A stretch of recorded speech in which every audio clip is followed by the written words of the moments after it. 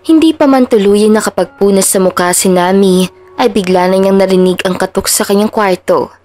Agad na pumasok sa kanyang utak na tungkol na naman yon sa kanilang bagong butler. Ma'am Nami, pinapatawag ka na ng daddy mo sa kanyang opisina. Iyon ang imporma ng kanilang maid. Napasinghap agad si Nami. Kapag tungkol talaga sa butler ay nagagalit agad si Nami dahil noon pa man ay ayaw niya magkaroon ng sariling butler. Sige, magaspang niyang tugon. Tumayo na siya mula sa sariling kama.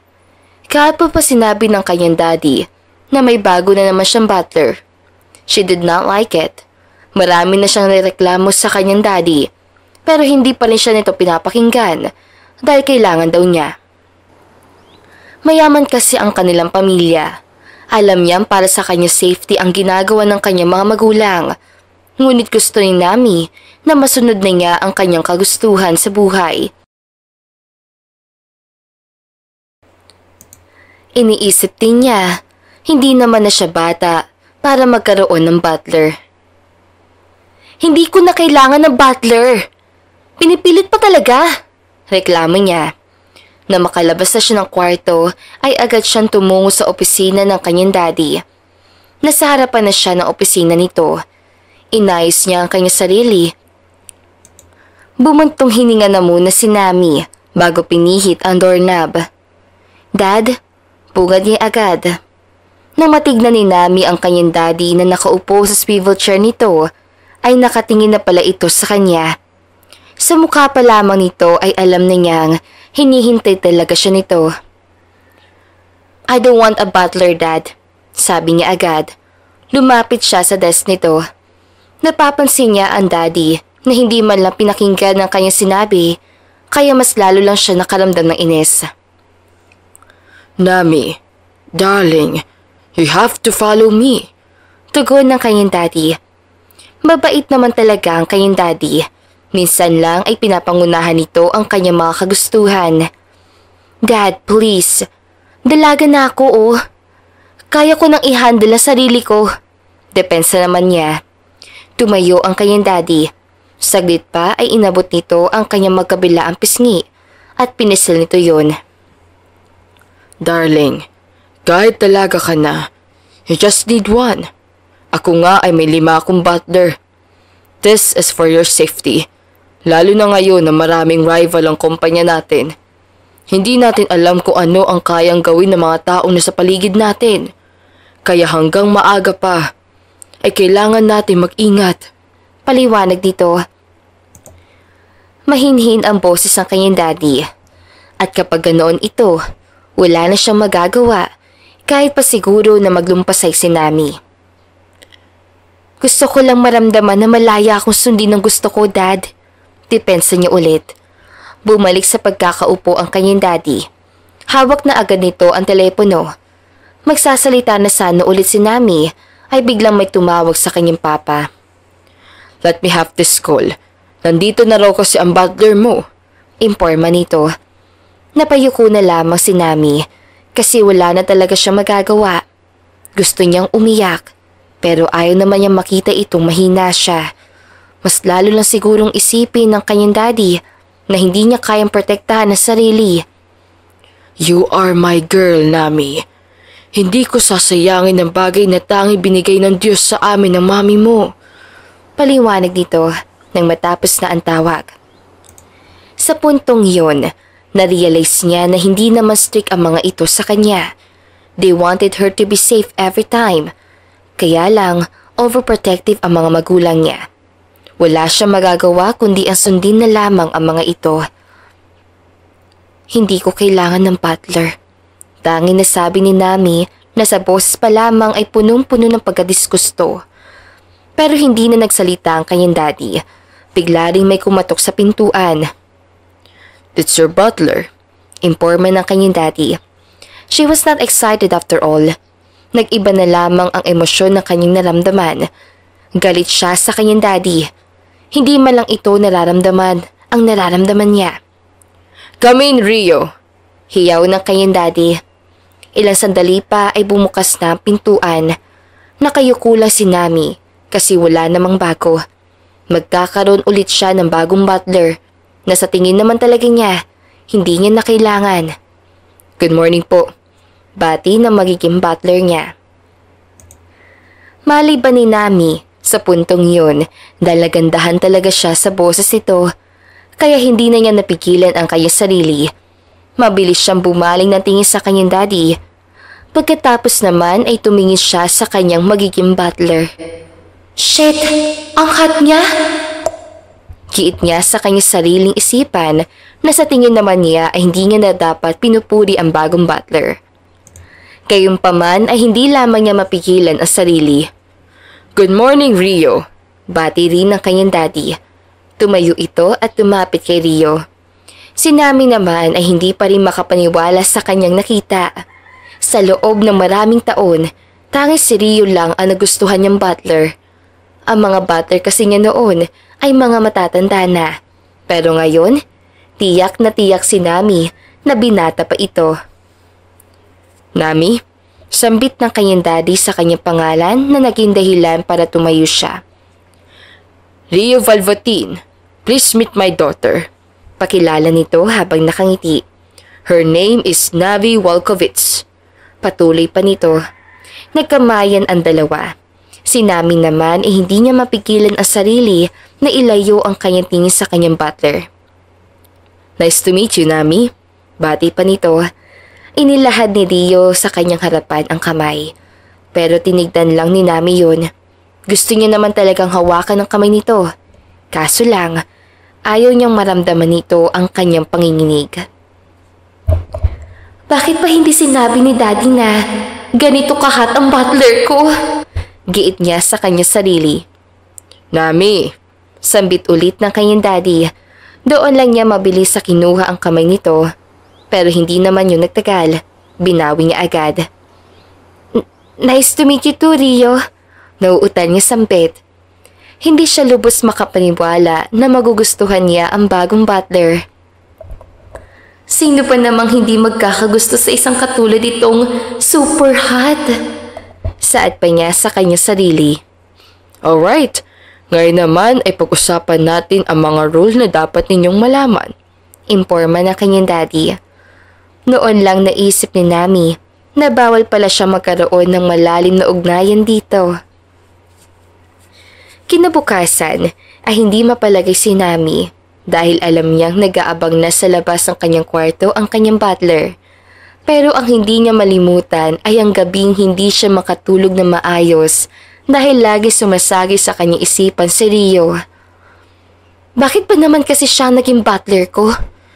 Naiinis niya sambit. Gusto niyang umapela sa kanyang daddy, pero naisip din naman niyang gusto niya si Rio. Kahit noon ay ayaw niya magkaroon ng butler, pero dahil kay Rio ay para bang naglaho na lamang bigla ang kanyang pagkadisgusto. Nami, dinalhan na kita ng pagkain.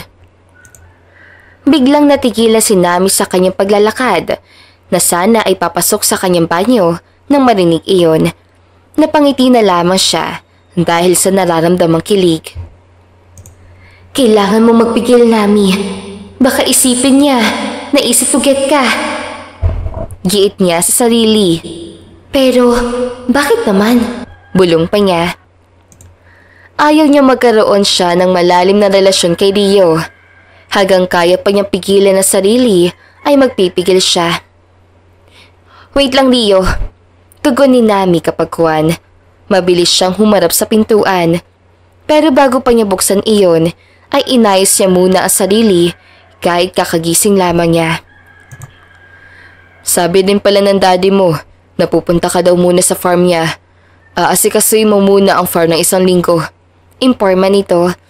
Nang dahil doon ay mabilis na niyang binuksan ng pintuan.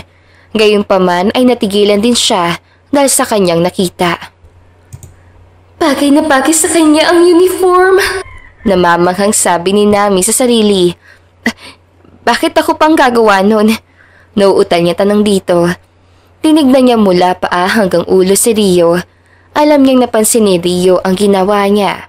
Pero hindi lang talaga niya mapigilan ang sarili. Inilahad muna ni Rio ang kitchen tray na puno ng mga pagkain.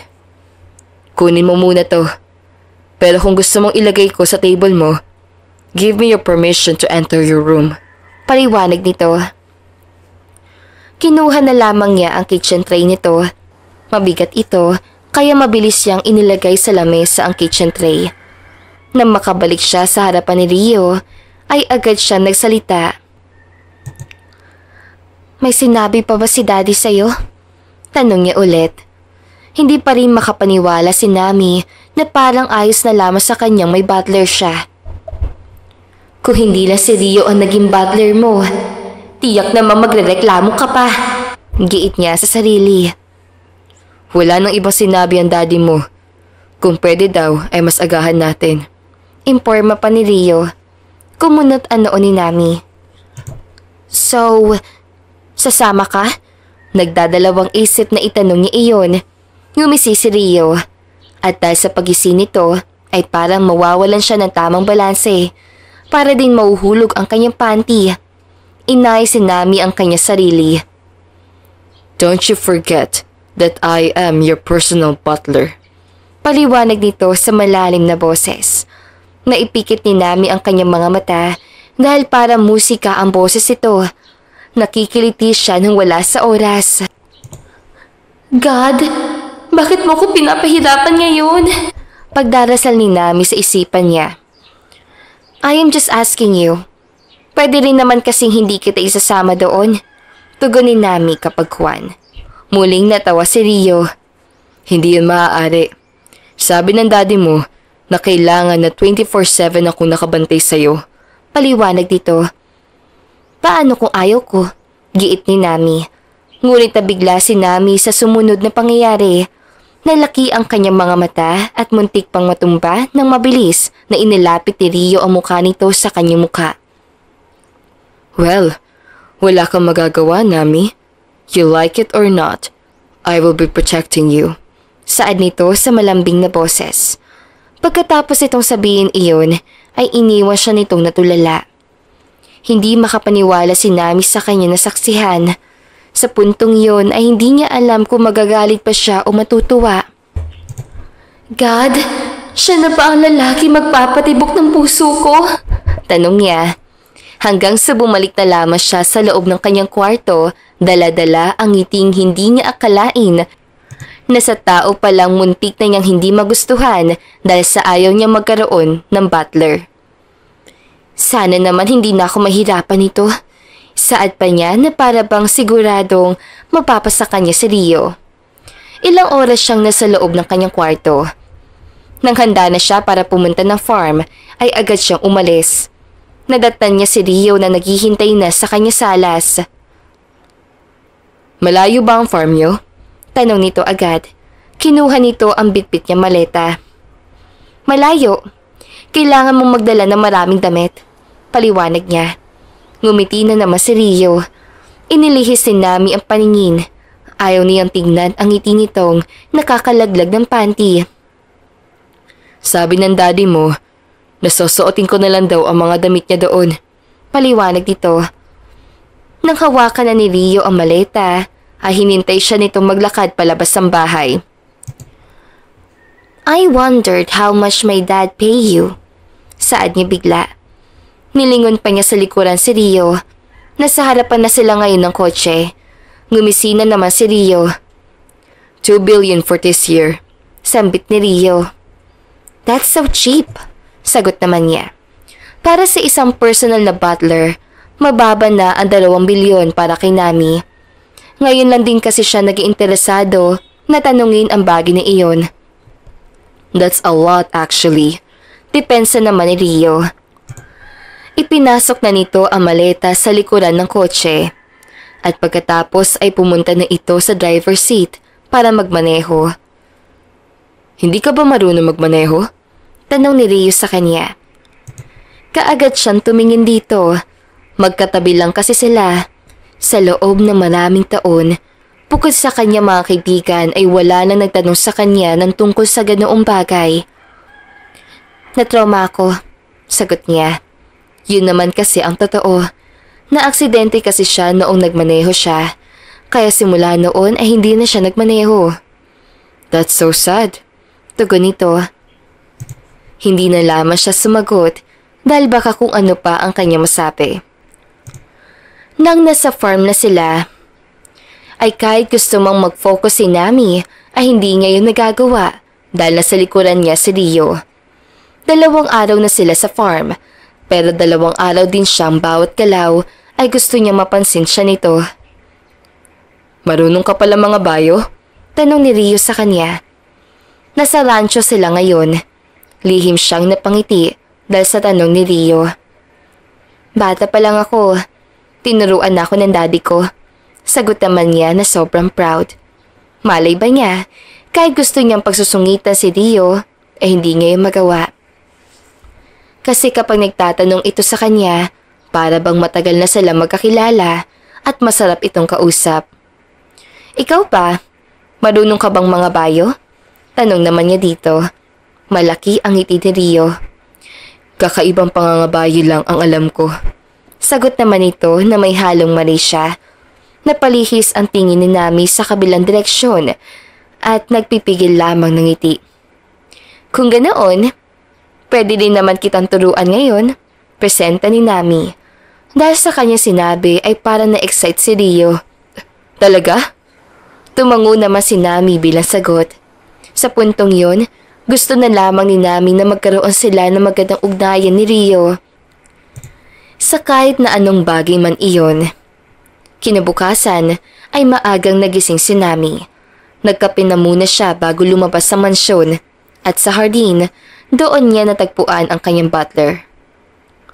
Rio! Tawag niya sa pangalan nito. Agad naman itong tumingin sa kanya. May kailangan ka bang ipagawa ngayon? May hawak itong malaking taso ng kape. Wala naman.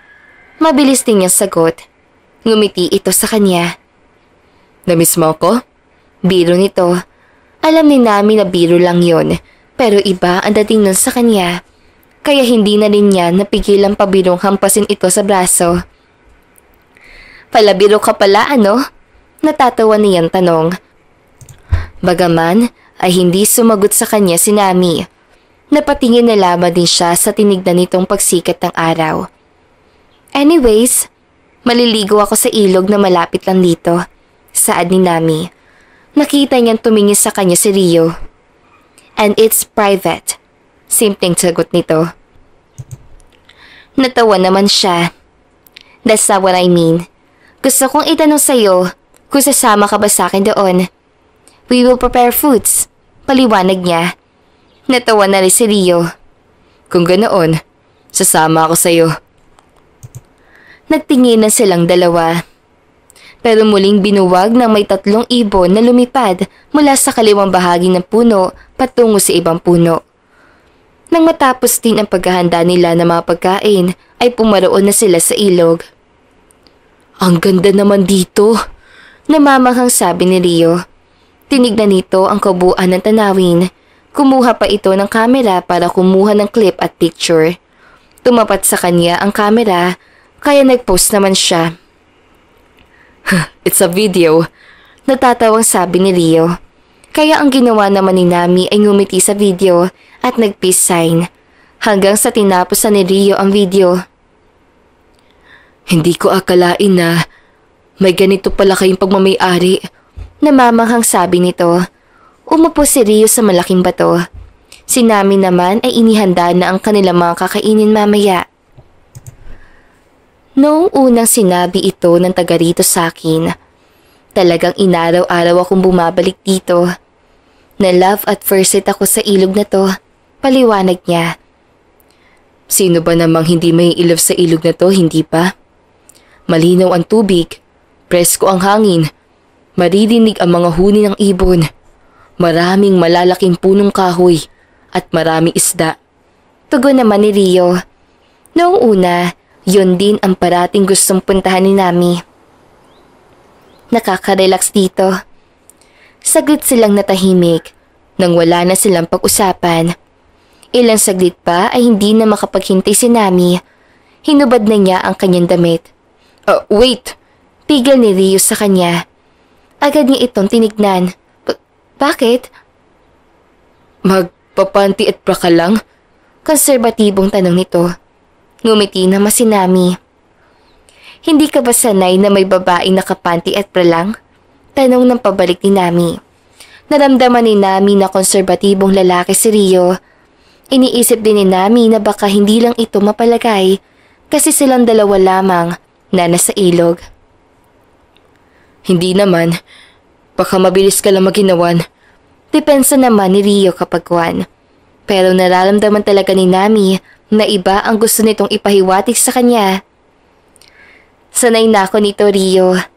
Paliwanag ni Nami. Lumayo ang tingin ni Rio. Tumayo din ito at tumaligot sa kanya. Maliligo na sana si Nami, pero nagulat siya nang naghubad din ito. At nang lumingon ito sa kanya, ay nagulat siya. Shit! Saad niya. Hindi na niya napigilan ang sarili. Tuluyan na siyang nahulog sa ilog. Nami! Sigaw ni Rio na makita siya agad. Rio, sino bang hindi mahuhulog sa ilog kung ganyang kaganda ng katawan na ipapakita mo sa akin? Giit niya sa sarili. Mabuti na lang talaga ay marunong siyang lumangoy. Huwag mo na subukan lumapit pa, Rio. Giit pa ni Nami. Nami, ayos ka lang ba? Tanong ni Rio. Inilahad nito sa kanyang harapan ang kamay nito. Ngunit hindi niya ito kinuha. Ayos lang ako, Rio. Saan niya? Gusto niyang sigawa si Rio pero hindi niya iyon magawa. Bakit ka biglang nahulog? Tanong nito. Natameme si Nami. Hindi niya alam kung ano ang kanyang isasagot. Madulas kasi. Pagsisinungaling niya. Ngumiti si Rio na para bang alam nito kung ano ang rason. Nang umakto itong tatayo ay agad na sumisid si Nami para hindi niya makita ang magandang hubog ng katawan nito. Totoo pa talaga ang six-pack abs, sambit ni Nami sa isipan.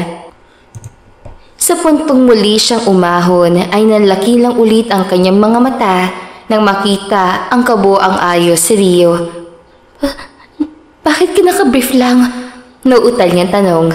Sa palagay ni Nami ay namumula na ang kanyang mga pisngi. Ngumisi si Rio. Hindi ka ba sanay sa lalaki naka-brief lang? Tanong ni Rio na medyo may pagkamalisyoso. Kung ano man ang iniisip ni Rio, hindi alam niya ni Nami.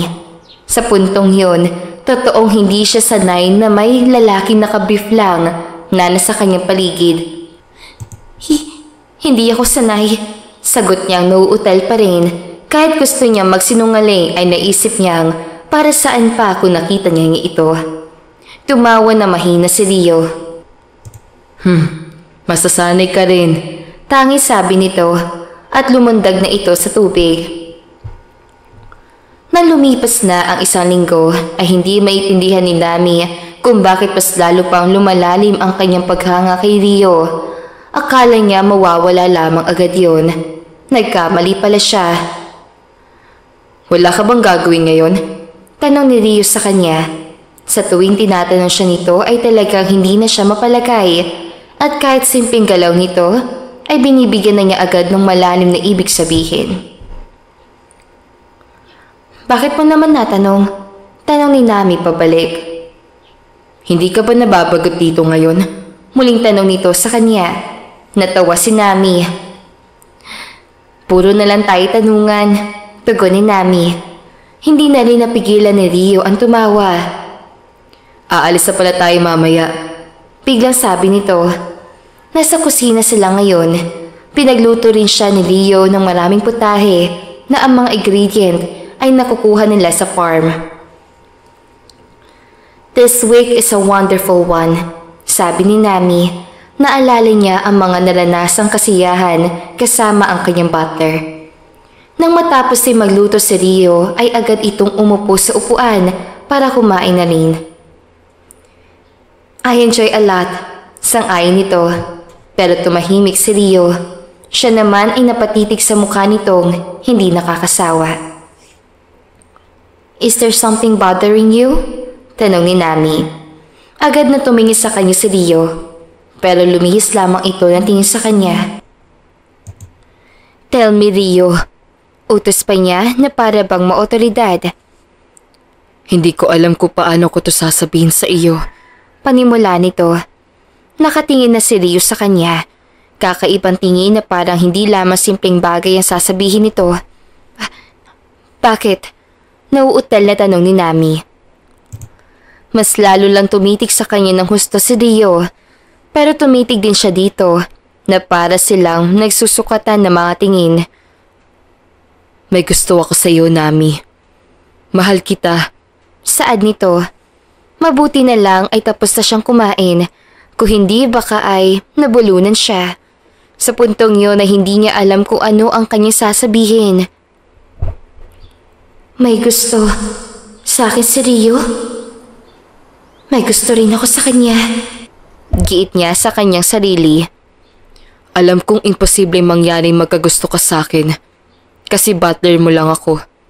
At saka, alam ko na pwedeng ikakasira na maganda samahan natin ang pag-amin ko sa iyo. Pero hindi ko naman kayang patagalin ito. Paliwanag pa ni Rio. Natameme lang si Nami. Walang ibang pumapasok sa kanyang isipan. She felt special. She felt worth it. Kaya hanggang maaga pa, Nami, gusto kong malaman mo na mahal kita. Gusto kita. Hanggang maaga pa, gusto kong malaman galing sa iyo kung may pag-asa pa ba ako. Sambit nito. Sa minutong yun, gusto niyang yakapin si Rio. Gusto niyang iparamdam agad dito ang kanyang pagmamahal na noong una pala sila magkita ay talagang alam niyang mahal niya na ito. Rio, gusto ko rin sabihin sa iyo na mahal kita. Hindi ko lang sinabi sa iyo kasi nahihirapan ako sabihin sa iyo. Ayaw ko ring malaman ni Daddy na may gusto ako sa iyo. Baka kasi spy ka rin niya. Pero itong sinabi mo, gusto kong malaman mo na mahal kita. Paliwanag din niya. Ngumiti si Rio sa kanya na para bang siya lamang ang nakikita nitong babaeng pinakamaganda sa balat ng lupa. Totoo ba ang sinabi mo? Tanong nito sa kanya. Tumango si Nami. Maliwanag na ang sinabi ko, Rio. Saad ni Nami. Tumayo si Nami para ilagay sa lababo ang mga pinagkainan niya hanggang sa sumunod sa kanya si Rio. Pwede ba nating mahalin ng isa't isa? Tanong ni Rio sa malambing na boses mula sa kanyang likuran. Nang mailagay na niya ang pinagkainan, ay tumingin siya dito. Kung pwede lang sa'yo, ang isang sikreto, saad ni Nami. Inilagay din ni Rio ang hawak nitong pinagkainan, pero imbis na sumagot ito ay mabilis sa hinawakan ni Rio ang kanyang magkabilaang pisngi. Kapag Juan ay mabilis siya nitong hinalikan sa lapi. Pinauwi na sila ng kanyang daddy sa Maynila. Kaya kahit nasa kotse pa lamang sila, ay sinabihan na agad niya si Rio. Walang dapat makakaalam ng lahat ng ito, Rio. Kung ano man ang namamagitan sa ating dalawa, ay sa atin lamang iyon. Paliwanag niya dito. Hinawakan ni Rio ang kanyang kamay. Huwag ka mag-alala. Tayong dalawa lamang ang nakakaalam ng lahat ng ito. Sang-ay naman ito. Nagitian lamang sila. Ang bawal nilang pag-ibig ay talagang itatago nila. Alam niyang magagalit sa kanya ang daddy sa oras na malaman nito ang lahat. Ang mahalaga ay nagmamahalan tayo. Pahabol ni Nami. Hinalikan ni Rio ang kanyang kamay. Sa minutong iyon ay hindi niya lubos maisip na ang isang hot butler ay magkaroon ng relasyon sa kanya. Sa loob ng ilang mga araw lamang, nakuha nila ang loob sa isa't isa. Ang bilis pala natin nahulog sa isa't isa. Muling pagsasalita ni Rio. Hindi alam ni Nami kung ano ba dapat ang kanyang sasabihin. Oo nga tangi sagot niya. Ang alam niya, noong unang kita pa lamang niya kay Rio, ay talagang nabighanin na agad siya dito. Ikinuwento niya iyong kay Rio kanina. Hindi nga rin ito makapaniwala. Malapit na tayo sa inyo, imporma ni Nami. Isang buwan ang nakalipas, ay masaya naman silang dalawa sa lihim nilang pagmamahalan. may nangyari na ni sa kanilang dalawa at kung pupunta si Nami sa isang lugar, talagang iyon ang oras para magkaroon sila ng time sa isa't isa. At ngayon, nasa tabing dagat sila. 1 buwan na tayo. Saad ni Rio. Happy monthsary sa ating dalawa. Masayang sambit ni Nami. Mabilis ang mga galaw ni Rio. Hinuwakan siya nito agad sa kanyang pisngi at hinalikan siya. Habang magkalapat ang kanilang mga labi, ay talagang napaisip si Nami sa mga bagay na nangyari sa kanilang dalawa. Sa loob ng 1 buwan ay puro kasiyahan lamang ang kanilang naramdaman. Sana dumating ang araw na malayan natin ipinapakita ang ating pagmamahalan. Sambit ni Rio na nagkaroon na ng agwat ang kanilang mga lapi. Sinadya siguro ng panahon ang kanilang pag-uusapan. Biglang umulan pero wala sa kanilang dalawa ang gustong umalis. Darating din tayo dyan, saad ni Nami. Noon pa man, iniisip na niyang ipaglabas si Rio kung malalaman ng kanyang daddy ang tungkol sa kanilang dalawa. Hindi ba tayo uuwi? Tanong nito ulit. Tumingin siya sa kalangitan. Masungit ang panahon. Tara na. Nang nasa loob na sila ng kotse, ay nagulat si Nami dahil sa maraming missed calls na natanggap niya galing sa kanyang daddy. Ang daming missed calls si daddy. Informa niya dito. Wala ba siyang text messages sa'yo? Tanong naman ni Rio. Tumango lang siya bilang sagot. Yun din ang naging dahilan para mas binilisan ni Rio ang pagpapatakbo ng kotse. Nang nasa bahay na sila, ay mabilis siyang pinagbuksan ni Rio ng pintuan. Hanggang sa salas ay nasa sofa na ang kanyang daddy. Dad, may problema po ba? Tanong niya dito nag-aalala. Mabilis na tumayo ang kanyang daddy. Nakakunot ang noo nito at biglang nag-cross ang braso. Galit siya. Giit ni Nami sa kanya sarili. Malaki ang problema, Nami. Magaspang nitong saad. Ano po yun? Nauutal niyang tanong. Gayunpaman ay tumitik ang daddy niya sa kanyang butler. Pwede ka bang umalis muna, Rio? Magaspang pa rin ang boses ito. Na makalabas sa si Rio ay agad na muling bumaling si Nami sa kanyang daddy. Dad, sabihin mo na agad ang problema. Wika niya. Galit ang namutawi sa mukha ng kanyang daddy. Alam ko na mayroon kayong lihim na pag-iibigan ng butler mo. Nang marinig din Nami iyon ay para bang nasemento ang kanyang buong katawan. Gusto niyang umatras pero hindi niya magawa. Nalaki ang kanyang mga mata. Kung hindi lang sinabi ng pinagkatiwalaan ko, ay hindi ko malalaman ang mga ginagawa ninyo. Di ba sinabi ko na sa'yo yun? Bawal kang magkaroon na ugnayan sa butler mo.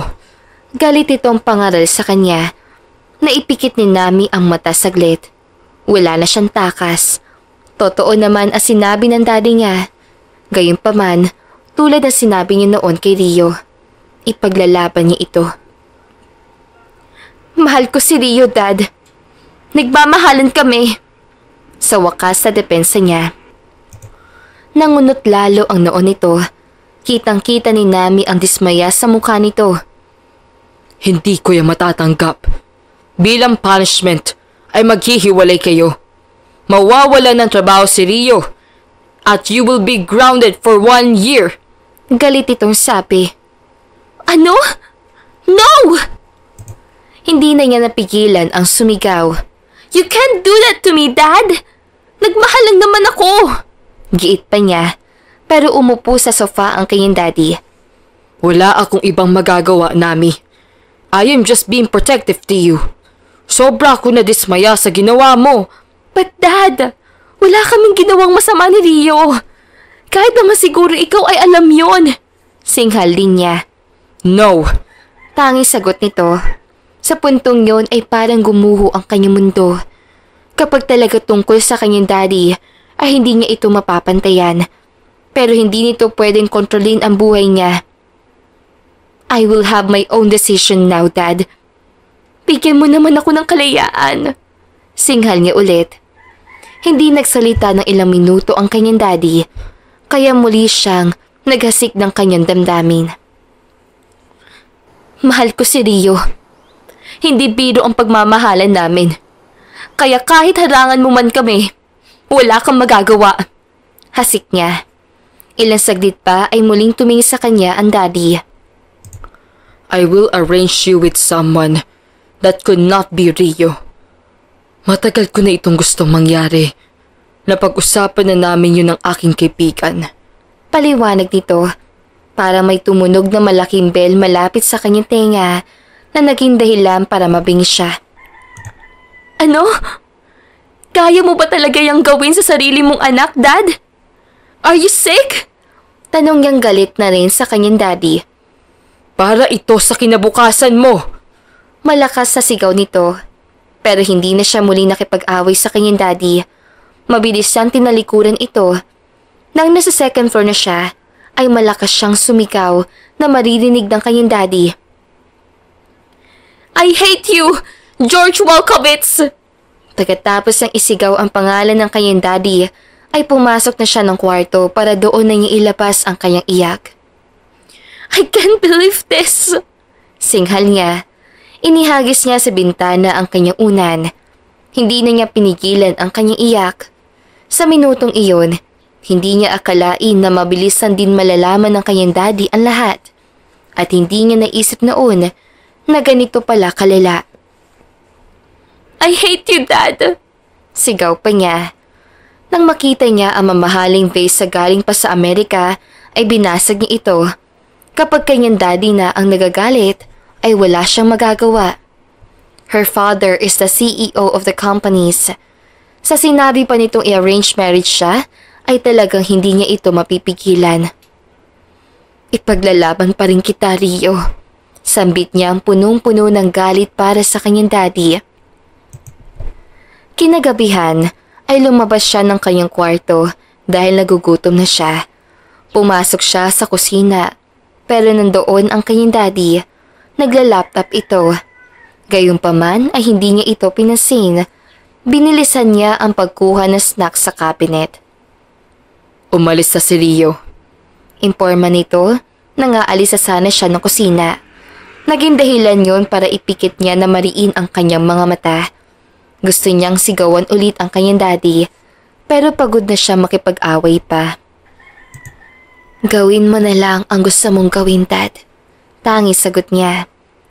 Nang makabalik na siya ulit sa kanyang kwarto, ay umiyak na naman siya. Kanina pa siya umiiyak. Alam naman niyang ginagawa lamang ng kanyang daddy ang lahat ng yun para sa kanyang kinabukasan, pero sobra na ito. Rio, ikaw lamang ang iibigin ko. Nang matapos siyang umiyak, ay kumain na siya ng snacks. Ilang saglit din ay nakatanggap siya ng text message galing kay Rio. Kahit papaano ay biglang napawi ang kanyang sakit.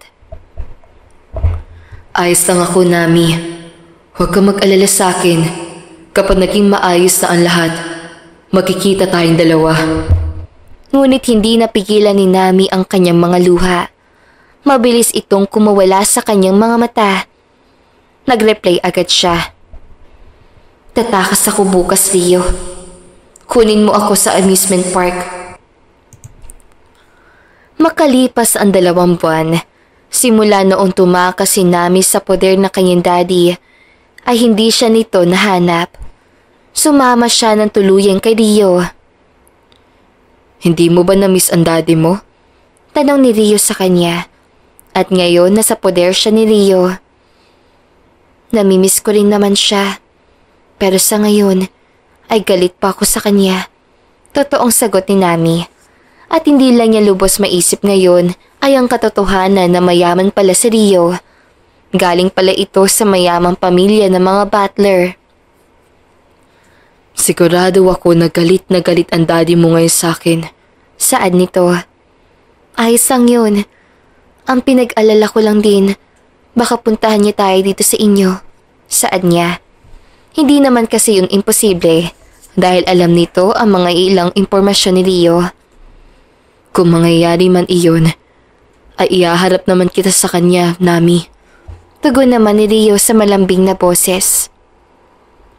Paano kung hindi naman talaga ako sasama sa kanya? Eh di ipaglalaban kita. Saad ni Rio. Napangiti si Nami. 2 buwan na silang maganda ang naging samahan. Kahit natatakot siya sa maaaring gagawin ng kanyang daddy kay Rio. Hindi ka ba nahihirapan ngayon sa sitwasyon nating dalawa? Tanong ni Rio. Dahil nasa rooftop sila ay kitang-kita nilang dalawa ang mga bundok. Nasa probinsya kasi ang tirahan ni Rio.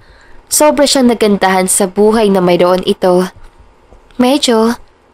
Kung hindi lang ako nag-aalala tungkol sa atin. Totoong sabi niya.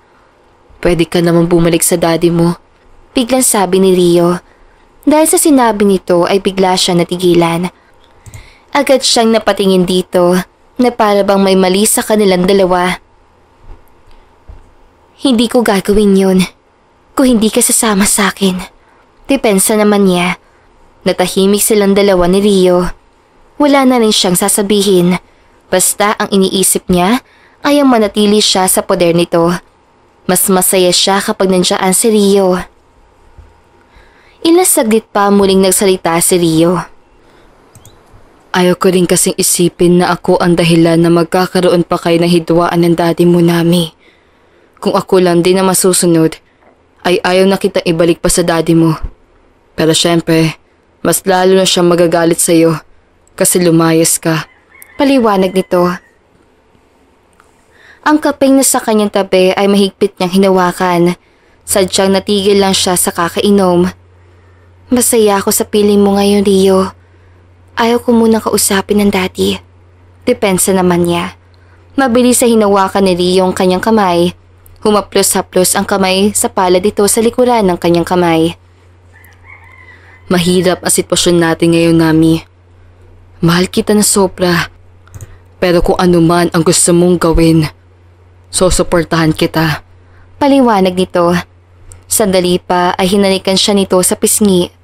Maraming natutunan si Nami kay Rio simula noong tumakas siya at pumunta sa poder nito. Kaya ayaw niyang malayo talaga dito dahil sigurado na siyang silang dalawa lamang ang magkakatuluyan. Aalis pala ako mamaya. Bibili ako ng mga furniture. Saad ni Rio. Huwag ka na sumama kasi baka mamaya may makakilala sa'yo doon at i-report ka nandito ka sa province namin. Paliwanag ni Rio. Tumango lang si Nami bilang sagot. Sa loob ng 2 buwan, sobrang sweet ni Rio sa kanya. Na-effort din ito sa kanya at parati siyang pinapatawa. Hindi rin nga ito agad nawawalan ng sasabihin sa kanya. Kinatanghalian ay umalis na agad si Rio. Mag-ingat ka, paalam ni Nami. Humalik muna sa kanya si Rio bago ito tuluyang umalis. Siya naman ay bumalik na sa loob ng bahay. Nadatnan niya ang mama ni Rio na nanonood ng balita. Nami! Tawag dito. Yes po, sagot niya. Hindi siya nito agad napansin. Tignan mo ang balita sa telebisyon. Imporma nito. Mabilis siyang tumingin sa balita. Nalaki ang kanyang mga mata nang makita ang headline. Ibinalita ka na sa telebisyon! Imporma ulit nito. OMG, kailangan ko na yatang bumalik sa Manila. Hindi naman ako missing sabi niya. Hindi ka nga missing, pero tumakas ka sa bahay niyo, Nami. Talagang masasabi ng daddy mo na missing ka. Paliwanag nito. Sa puntong yun ay kinabahan na siya sa maaaring madatnan niya. Ayaw ko pa talaga umalis Saad niya. Hindi na niya alam kung ano ang kanyang gagawin sa mga oras sa iyon. Naiintindihan naman kita, Nami. Naranasan ko na rin ang ginawa mo sa lalaking pinakamamahal ko. Ipinaglaban ko siya ng sobra. Sa huli, kape pa rin ang nagkatuluyan. Kung ako sa'yo, umuwi ka sa inyo. Ipaliwanag mo ang lahat sa daddy mo. Sure naman ako na ngayon, nakapag-isip na yon na mali rin siya. Paliwanag dito. Naramdaman niyang may sasabihin pa ang mama ni Rio.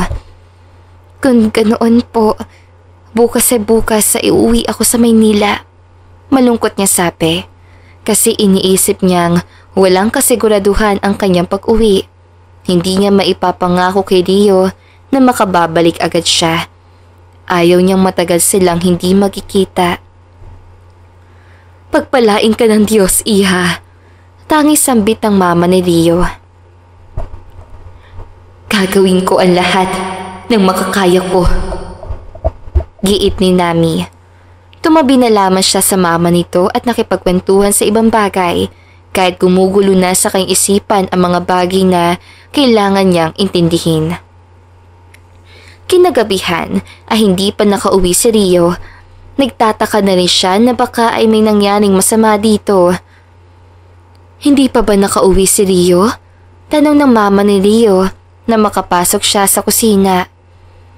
Hindi sanang itatanong ko sa inyo eh. Nababahalang sambit ni Nami. Nagtingin na silang dalawa.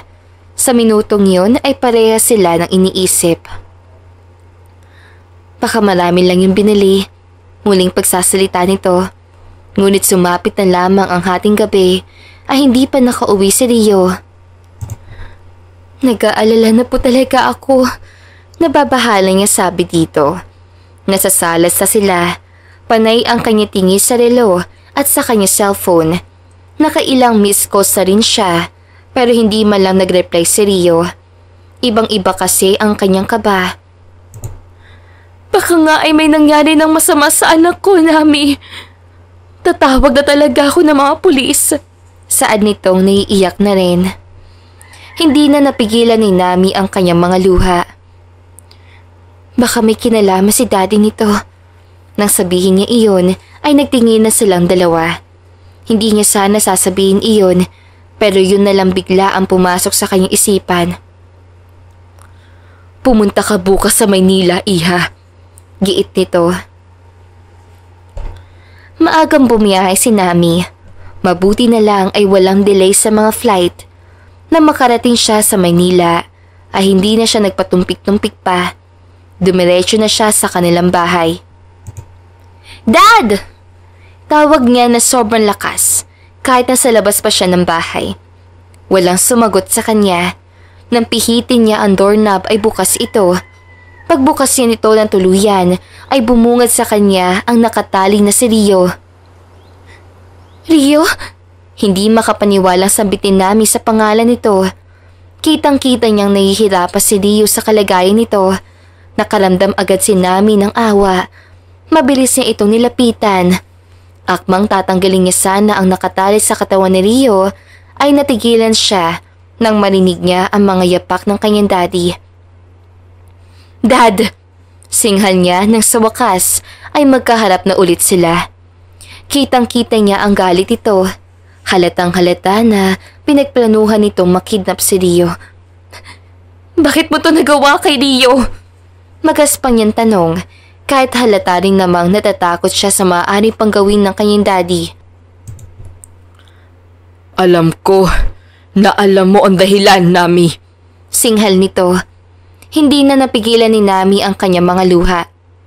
Dad, walang kasalanan si Rio. Kasalanan ko ang lahat. Kagustuhan ko ang lumayas. Mas pinili kong umalis at tumira sa probinsya kasama si Rio. Paliwanag niya. Kaya wag mong ibunton sa kanya ang galit.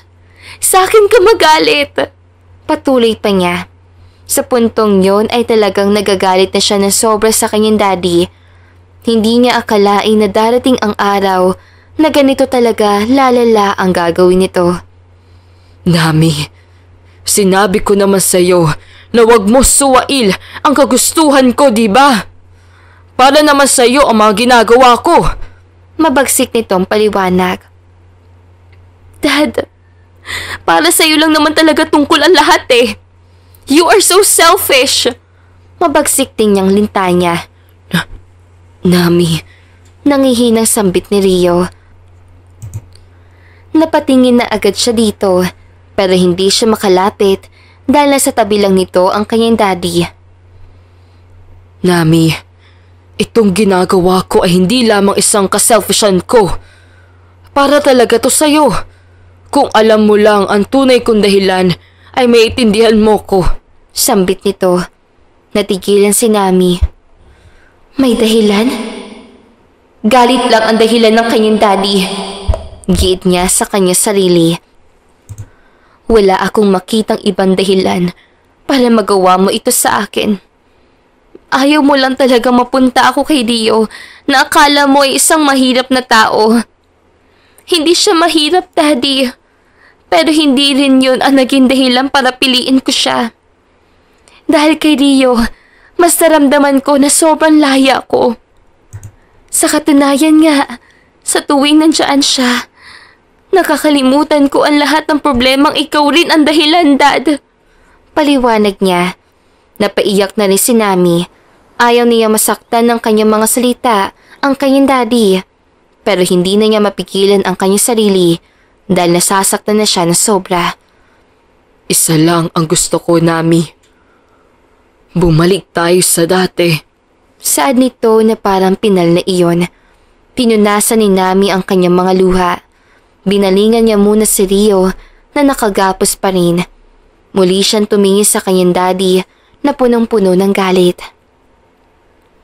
Kahit anumang mangyari, ipaglalaban ko pa rin si Rio. Sigaw niya. Tumingin ang kanyang daddy kay Rio. Akala niya ay sasaktan na naman ito ulit si Rio.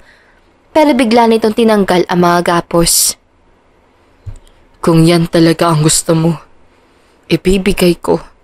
Pagsasalita nito, mabilis sa pumunta sa kanya si Rio. Niyakap siya nito. Kaso lang, hindi niya lubos maintindihan kung ganoon na lamang ang naging reaksyon ng kanyang daddy. Pero titig na titig ito sa kanya. Hahayaan na lamang kita, Nami. Wala na akong pakialam kung ano ang gagawin mo ngayon sa buhay mo. Ganoon kadali. Kung yan ang gusto mo, pero wala kang makukuhang mana sa akin. Kukunin ko ang mga perang nasa bank account mo. Magsisimula kang naghihirap. Mahabang sabi nito. Alam ni Nami na darating ang panahon ni ito. Alam niya iyon dahil ipinaglaban niya si Rio. Tanggap niyang isang iglap lang, mawawala na sa kanya ang karangyaan sa buhay. Hindi ko na kailangan ng pera mo, Dad. Masaya na ako ngayon. Kung maghihirap man ako, ayos lang din sa akin. Darating ang araw na magsisisi kang kahit itong kagustuhan ko ay ipinagkait o kinontra mo. Hasik niya. Nagtinginan silang dalawa ni Rio. Iyon ang hudyat na dapat na silang umalis. Humakbang na silang dalawa ngunit hindi pa man sila dalawa nakakalabas ng bahay ay napahinto sila na biglang nagsalita ang kanyang papa. May cancer ako, Nami. Mahinang sabi nito. Sa puntong yon ay damang-dama ni Nami ang paghihirap nito. Noon lang niya naiintindihan ang lahat. Pero mas nangingibabaw ang kanyang galit dito. Siya na mismo ang humila kay Rio. Hindi mo ba kakausapin na mahinhin ang daddy mo? Tanong ni Rio nang nasa loob na sila ng kotse. Pero hindi na tumitigil ang iyak ni Nami. Naalala niya ang sinabi nitong nagpagimbal sa kanyang buong pagkatao. Bakit ngayon pa? Bakit hindi niya sinabi sa akin? Pero yun lang ba ang dahilan niya? Bakit against na against siya sa atin? Maraming katanungan ang kanyang mga sinasabi, pero hindi siya lubos maintindihan ni Rio dahil mas nangingibabaw ang kanyang pagkagulhol. Nang umandar na ang kotse ni Nami, ay agad na silang umalis. May cancer ako, Nami. Kahit anong pigil niya sa pag-iyak, ay hindi niya magagawa. Sa puntong yun ay magkahalo ang kanyang nararamdamang emosyon. Gusto niyang ilabas ang lahat ng iyon. Magpahinga ka muna sa probinsya. Saad ni Rio. Hindi na ako babalik sa bahay ni Daddy. Sabit niya na para bang final iyon. Hinawakan ni Rio ang kanyang kamay. Hinaplos ito yun. After all, siya pa rin ang papa mo, Nami. Kailangan mong ibaba ang pride mo. Alam ko rin naman na may kamalian ng papa mo. Pero this time, kaya siguro siya sobrang higpit dahil sa sobrang pag-aalala niya sa'yo. Sa magiging kalagayan mo sa susunod na mga taon dahil may sakit siya. Mahabang paliwanag ni Rio. Dahil doon ay muli na naman tumulo ang kanyang mga luha. Lalayo muna ako sa kanya. Pinal niya sabi. Ikaw ang bahala. Tugon naman ni Rio. Naramdaman niyang hindi gusto ni Rio ang kanyang mga sinabi. Hindi na rin niya napigilan ang kanyang pagsasalita. Hindi ka ba nagagalit sa kanya? Tanong niyang nahihirapang sabihin iyon. Noong sinabi niya sa akin ang tungkol sa kanyang sakit, sa mismong araw na kinidnap niya ako, ay alam kong dahil lang yun sa kanyang pag-aalala. Noong una nagalit ako sa kanya, pero mas nangingibabaw ang awa ko. Muling paliwanag nito. Napatingin na lamang siya sa tanawin sa labas ng pintana. Hindi niya maintindihan ang kanyang sarili sa minutong yun. Lalayo muna ako sa kanya. Muling sabi ni Nami. 1 linggo na ang nakalipas ay hindi mapalagay si Nami. Araw-araw siyang umiiyak. Hindi niya matanggap na may sakit pala ang kanyang daddy. Sa naging sitwasyon nilang dalawa ngayon, talagang napakakomplikado. Nami, kumain ka na. Tura ni Rio mula sa labas ng kanyang kwarto. Tinunasan na muna niya ang kanyang luha. At nang magkaharap na silang dalawa, ay agad niyang niyakap si Rio. Nami, magiging maayos din ang lahat. We have to think, rest, and restart. Payo ni Rio. Mas lalo lang siyang naiyak dahil sa sinabi nito. Hinalikan siya ni Rio sa kanyang noo. Bakit ngayon pa, Rio? Tanong niya na para bang alam nito ang dapat na sagot. Imbis na sumagot sa kanya si Rio, ay hinila na lamang siya nito. Pumunta sila sa kusina. Nang nasa kusina na sila, ay pinaghandaan siya nito ng mga pagkain. Kumain ka muna ngayon. Saad ni Rio. Umupo siya sa upuan. Nami? Tawag sa kanya ng mama ni Rio. Nasa salas ito, nagtinginan agad silang dalawa ni Rio. Puntahan muna natin. Sambit ni Rio. Tumayo na lamang muna siya.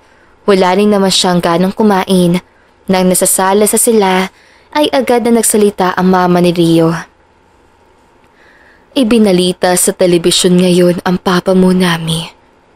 Tignan mo, imporma nito. Tumingin siya sa smart TV. Na makita niya ang headline ng TV ay muli na namang tumulo ang kanyang mga luha. Ang ultimate CEO ng napakaraming business ay may cancer. May cancer ang papa mo, Nami. Saad nito. Hindi kasi nito alam ang tungkol doon. Hindi nila sinabi ni Rio at ngayon lang nito nalaman. Heart cancer. Saad pa nito.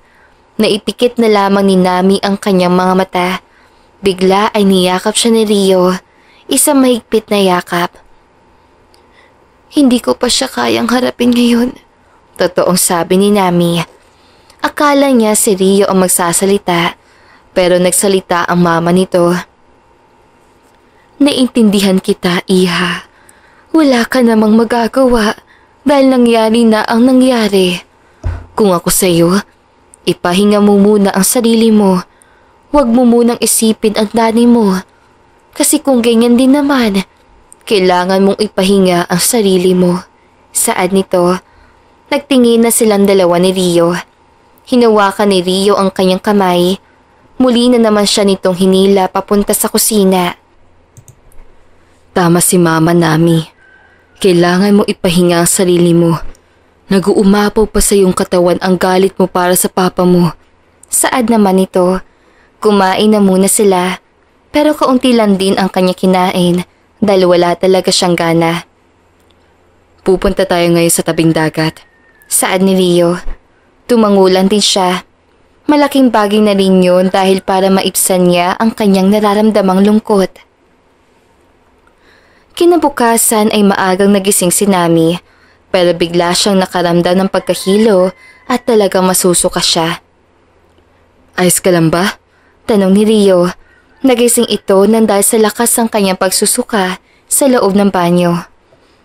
Ayos lang ako, sampit niya, pero muli na naman siya nagsusuka. Magpapacheck up tayo mamaya. Paliwanag ni Rio. Gayunpaman, naramdaman na ni Nami na buntis siya.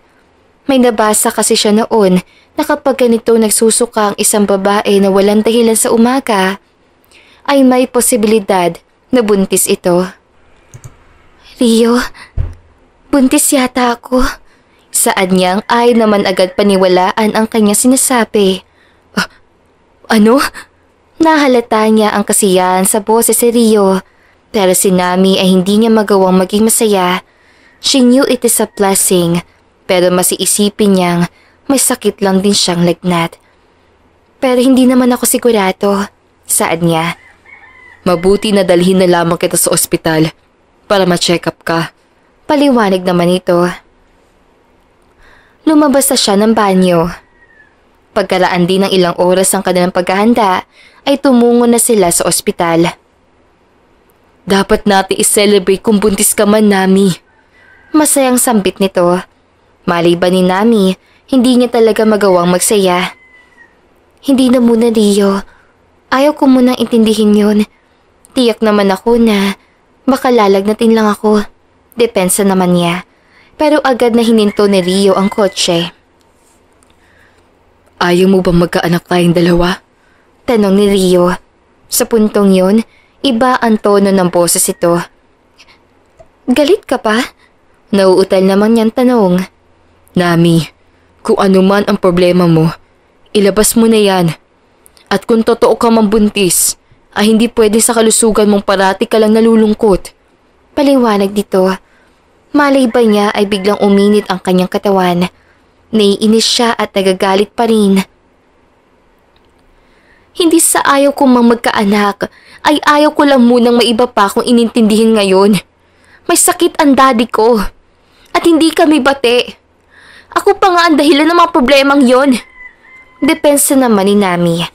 Hinawakan ni Rio ang kanyang kamay. I am so sorry, Nami. Sana hindi ka talaga buntis. Pero kung buntis ka man, aalagaan ko kayong parehas. Magiging maayos din ang lahat. Tumango na lamang siya na mahina. Pero sa loob-loob ni Nami, masaya naman talaga ang maging isang ina. Sa sitwasyon niya ngayon, ay ayaw niyang may paproblemahin siyang dumagdag sa kanyang alalahanin. Alam niya kasing makakasama sa kalusugan ng bata ang labis sa kalungkutan. Magiging maayos din ang lahat. Muling sambit ni Rio. Hanggang sa makarating na sila sa ospital, ay hindi nito binitiwan ang kanyang kamay. 3 buwan na ang nakalipas simula noong nalaman ni Nami at Rio na buntis pala talaga siya. Hindi niya akalain na mangyayaring sa kalagitnaan ng maraming problema ay may makapagpapasaya sa kanya at iyon ay ang kanyang twin. Mag-ingat ka. Paalala ni Rio na makalabas na siya ng kotse. Pumunta sila ngayon sa simbahan. Na makapasok na sila ay agad silang nagdasal. Pagkatapos naman nila magsimba ay pumunta naman sila sa park. 3 buwan na ang nakalilipas at ang payapa na ng buhay natin. Biglang pagsasalita ni Rio. Numingon siya kay Rio. Oo nga eh. Kahit ang dami kong pinagdaanan, ay nabuntis pa talaga ako. Sana magpapatuloy sa pagiging healthy ang mga anak natin. Saan naman niya? Hindi ko talaga akalain na magkakaroon tayo ng kambal ngayon. Hindi makapaniwalang sabi ni Rio. Hindi na sumagot si Nami, bagkus ay mabilis siyang hinalika si Rio sa lapi. Tumugon naman agad ito. Han?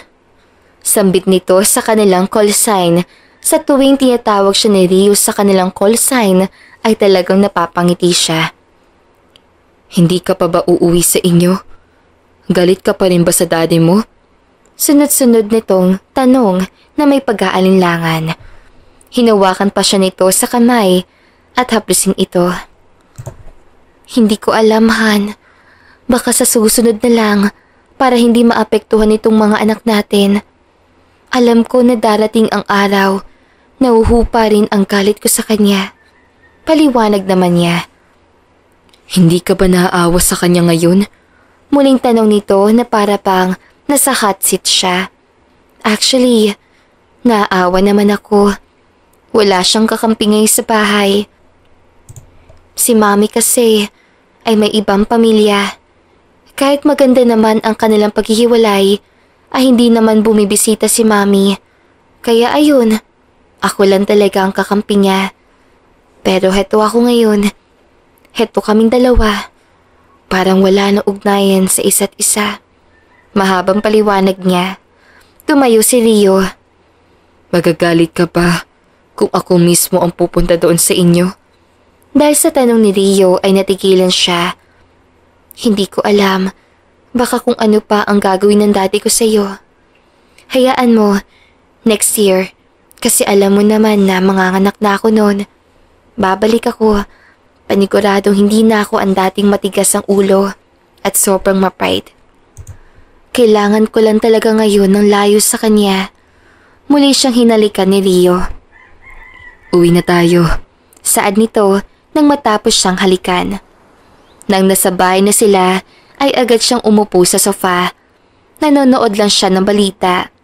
Ilang sandali pa ay biglang pumasok ang mama ni Rio. May bisita ba kayo ngayon? Tanong nito na parang humahangos pa. Mabilis sa tumingin si Nami. Si Rio naman ay nagmadaling lumabas mula sa kusina. Bisita? Nagtatakang tanong ni Rio. Tumingin ito sa kanya. Wala naman yata tayong bisita. Sabi niya. Tumayo si Nami. Lumapit sa kanya si Rio. Mabuti pa. Puntahan natin yon. Saad ni Nami. Sabay silang tatlong lumabas. Nang nasa labas sila, ay may napakagandang kotse ang nakaparking sa mismong tapat ng kanilang gate. Pero napahinto si Nami nang bumukas ang pintuan ng kotse at lumabas doon ang kanyang daddy. Dad? Nauutal niya sambit. Sa puntong yun ay parang muling namayanis sa kanyang katawan ang galit at hinanakit. Ngunit alam din niyang kailangan niya magpigil dahil may dinadala siya kambal sa tiyan. Stay calm, sambit ni Rio. Mabilis itong hinawakan ang kanyang kamay. Ilang sandali pa ay lumapit na sa kanila ang daddy ni Nami. Nami. Nauutal nitong tawag sa kanya. Bakit pa kayo pumunta dito? Hasik niya. Pinisil ni Rio ang kamay niya para pakalmahin siya. Ipinikit niya saglit ang mga mata. Humakbang ang mama ni Rio para pagbuksan ang daddy niya. Hindi ako nandito para makipag-away, Nami. Hindi ako nandito para manggulo sa'yo. Paliwanag nito. Sa puntong yon ay bigla na lamang tumulo ang kanyang mga luha. Gusto niya sabihin sa kanyang daddy na sorry at namimiss niya na ito. Pero hindi niya kaya yun. Walang hanggang. Ang paghingi ko ng kapatawaran ang gagawin ko ngayon, Nami. I am really so sorry. Kasi pinagdamot ko sa iyo ang kalayaan na dapat noon ay binigay ko sa iyo. Gusto kong malaman mo na mahal kita, anak. I want you to come back to me. Hindi na ako galit. Malaya ka na sa gusto mong gawin. Mahabang paliwanag nito. Hinihingal pa ito. Napapansin din ni Nami na malaki ang ibinawas ng timbang nito. Naging mas maputi ang kulay na balat nito. Pero ngayon ay walang kabuhay-buhay. Han, it is the right time. Saad ni Rio sa kanyang tabi. Pinunasan ni Nami ang kanyang mga luha. Hinaplos niya ang kanyang tiyan. Lumapit siya sa kanyang daddy. Hindi na siya nagpatumpik pa. Mabilis siyang niyakap ang kanyang daddy. Dad, I am so sorry. Alam ko na malaki ang kasalanan ko sa iyo.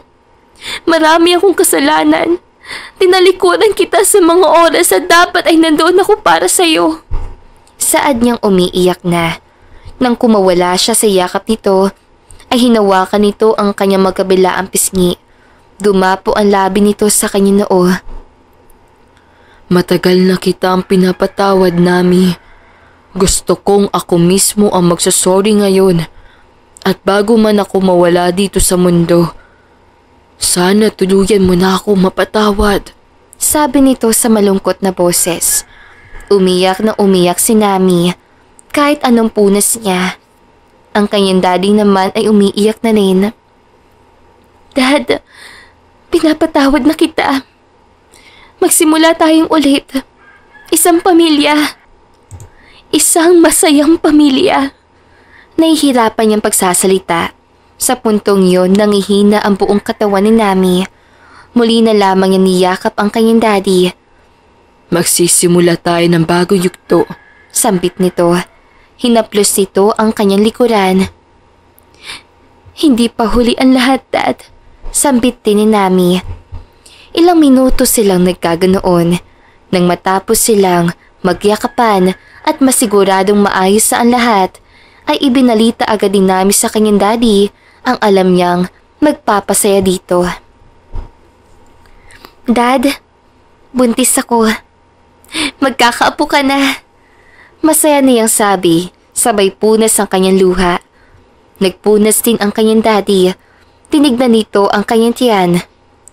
Sana buhay pa ako nang maidin mo na ang anak mo. Saad nito sa malungkot na boses. Tinignan niya ito. Mabubuhay ka pa ng maraming taon, Dad. 1 taon na ang lumipas ay sa wakas nanganak na rin si Nami. Tuluyan na rin namuhay sila sa probinsya at ang kanyang daddy ay nakatira kasama sa kanilang bagong bahay na pinapatayo. Ang ganda naman ng mga anak mo, Nami. Saad ng kanyang daddy habang nakaupo ito sa wheelchair. Sa katunayan ay gumanda ang kalagayan ng kanyang daddy dahil sa imported nitong mga gamot. May 3 private doctor ito. Ang ganda nga talaga nila. Sang-ayon niya. Kanina pa lamang siya nanganak. Alam niyang excited na ang mga itong makita ang bagong miyembro ng pamilya. At ngayon, sobrang saya nilang lahat. Nasaan ang mga anak ko? Hiyaw ni Rio. Natawa na lamang si Nami dahil nahimatay si Rio kanina. Nahimatay ka kasi! Singhal ng mama nito. Nagtawa na silang lahat doon. May pangalan na ba sila? Tanong ni Rio. Wala pa. Hindi pa ako nakapag-isip eh. Saad ni Nami. Gayunpaman ay naisipan ni Nami na ang kanyang daddy ang dapat na magpangalan ng kanilang anak. Dad, ikaw na lang kaya ang magpangalan sa mga anak namin? Tanong niya dito. Tinignan ni Nami si Rio. Oo nga. Sang-ayon ito. Ngumisi ang daddy niya. Muling tinignan ng apo nito. Ayos lang ba sa inyo? Ang Sonaka at Sonaki? Tanong nito. Malapad na napangiti si Nami. Wala sa kanilang pamilya ang may lahi na Japanese. Ngunit mahilig ito sa anime. Nagawa sa Japan, kaya doon din galing ang pangalan niyang Nami. Wala akong problema dyan, sabi ni Rio habang nakangiti. Perfect na ang mga pangalan na yan. Sang-ayon naman sa mama ni Rio. Tumangula si Nami. Sonako at Sonaki, sambit niya. Tinuro niya isa-isang kambal. Ngayon naman, gusto ko rin sabihin sa iyo, Nami. Naputo na sasabihin sana ni Rio dahil kinuha muna nito ang isang anak at ipinahawak sa mama nito. Ano naman ang sasabihin mo? Tanong niya. Ngumisi lamang si Rio. Tinignan muna nito isa-isa ang 2 pang tao. Nami, Han, gusto ko lang malaman mo na gusto kong maging bahagi ka na ng buhay ko. I mean, gusto kong magpakasal sa iyo, Han. Will you marry me? Sabi nito. Mabilis na napatakip na bibig si Nami. Hindi niya lubos akalain na kahit kapapanganak pa niya, ay magpo-propose na agad si Rio sa kanya. Han, will you marry me? Muling tanong nito. Bigla na lamang tumulo ang kanyang mga luha. Yes, Han. I will marry you, Rio. Masayang sagot ni Nami. Mabilis sa kinuha ni Rio ang singsing na nasa loob ng maliit na box. Isinuot nito yon sa kanyang daliri. Ang saya! Sambit ni Nami. Sandali pa ay hinalikan siya ni Rio sa kanyang lapi. Mahal na mahal kita, Han. Sorry kung dito pa ako nagpropose sa iyo. Panggit nito. Pabiro niya ito sinampal sa braso. Kahit saan pa yan, handang-handa na akong pakasalan ka, Han. Sabi niya. Muli na naman siya nitong hinalikan na mapusok.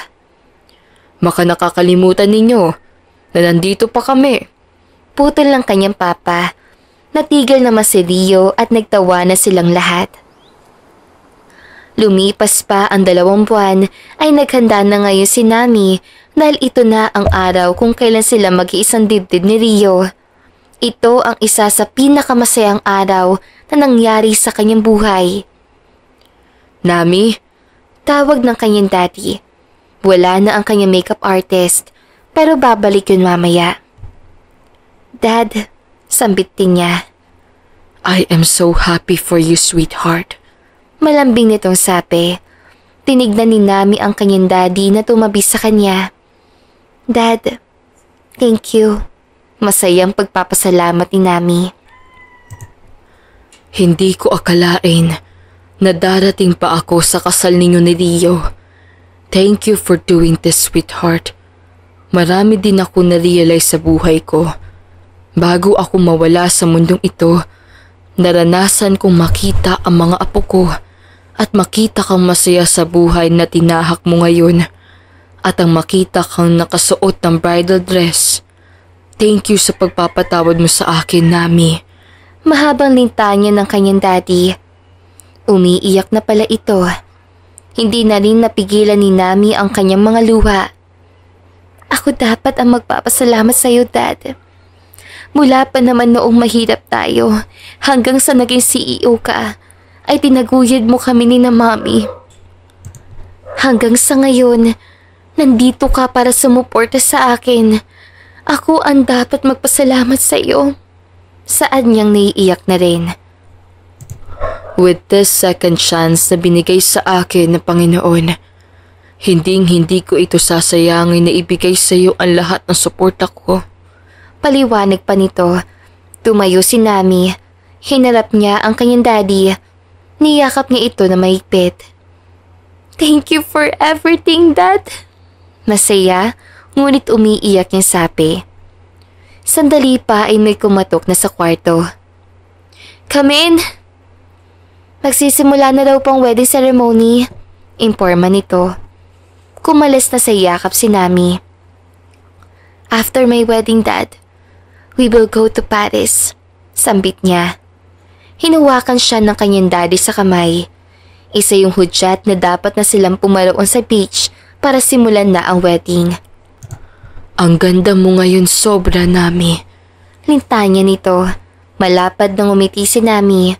Nang makalabas na sila, sa tinutuluyan nilang hotel ay agad silang tumungo sa beach. Tayo na lang pala ang wala. Natatawang sambit ng kanyang daddy. Nagdrama pa kasi tayo. Masayang sambit ni Nami. Kitang-kita niya sa unahan ang kanyang napakahat na asawa. Ang butler mo noon ay asawa mo na ngayon. Saad pa ng kanyang daddy. Hindi ko rin akalain na magiging asawa ko pala ang lalaking yan. Masaya niyang sambit. Nagsimula ng tumugtog ang kanta. Sa puntong yun ay inihanda niya ang kanyang sarili para sa paglalakad sa aisle. Nagpalakpakan din ang mga tao nang nagsimula na silang maglakad ng kanyang daddy sa aisle. Mabuti na lang din at nakakalakad ako. Saad pa nito, pinisil niya ang braso nito. Dapat mag-focus lang ako ngayon sa asawa ko, sambit niya.